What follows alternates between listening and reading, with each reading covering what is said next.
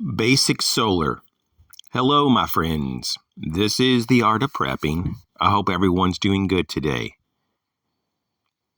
Solar, for some people, is mysterious. They don't really understand the basic mechanisms and the components of how all this works. And it is true that on a larger scale, like a whole house system, it can get a bit complicated and nuanced. But in this video, I just want to lay out a very simple, basic solar system and talk about solar for a few minutes. In the effort to kind of demystify, kind of make things a little more revealed and to make things less abstract. A number of years ago, I started to look into solar, and it really wasn't until the last 2.5 years that I really, got into it deeper. And I will tell you, though, once you've figured it out, once you've got the concept, it's not that mysterious anymore. And so the basic concept is that we're harvesting light from the sun and making power from it. Now, I'm sure most people have already figured that out. But more specifically, it's the photons of light that get converted into voltage. And that's what the solar panel does. Takes photons, makes it into usable voltage to power devices, appliances, and to charge your battery bank. This is what it's all about. So, in a nutshell, and once again, this is a very simple system here, probably one of the most simple systems you could build. But you have your solar panel, and of course, you can have more than one solar panel. It just depends on your needs. And that's really the theme of all this is you size your system to your needs, to your power needs.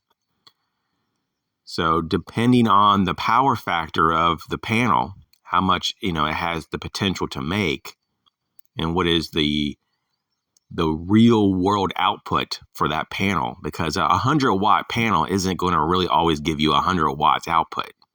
It may only give you half of that, most of the time. But once you figure out how much power you need and how many panels, or maybe it's just one panel. It just depends on, what you're using this for.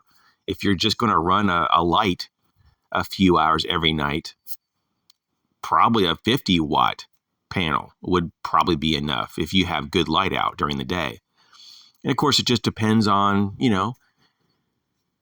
a lot of factors, but you size your system to your needs. So you start out with the panels or the panel, and you talk about next, okay, how am I going to connect this to the next part? And this is going to be cables. You have cables in a few spots on this particular, system. So you have your panel or panels, and then you have your cable to connect to your charge controller. And so why do we need a charge controller?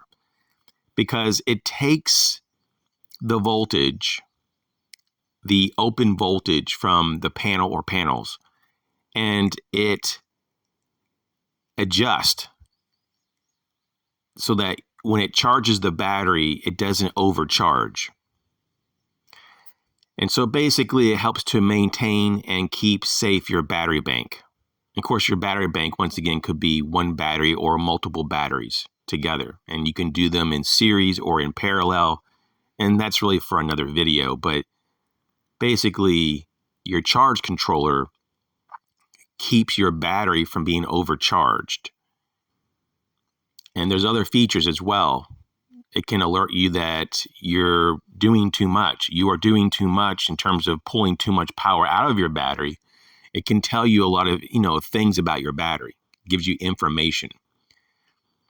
So from your charge controller to your battery bank, you have another cable. It's typically called a tray cable. And it's good practice to have an inline fuse, and on that particular cable. And just because this is such a simple system, the only thing left really that attaches to your battery or battery bank is your inverter. So you can take your DC power and you convert it over to AC power. There's a little bit of power loss when you do that conversion, but it's not anything crazy. And this allows you to plug in things like you would in your home. And that's why a lot of people have inverters. Once again, you would size your panel or panels, your charge controller, your battery bank, and your inverter to whatever meets your needs. And and there's basically just a cable that connects to your battery bank to your inverter, and that's it. That's pretty much it. And for a simple system. Now, in terms of the charge controller, a lot of them do come with an outlet or port that you can plug in a USB device, power device. So you can do USB. Sometimes they have one or sometimes they have two ports or jacks. And so that's sometimes something that you find. And then there's a lot of charge controllers that has a 12-volt load that you can hardwire something to the charge controller. It could be lights, could be something else, but that is another option.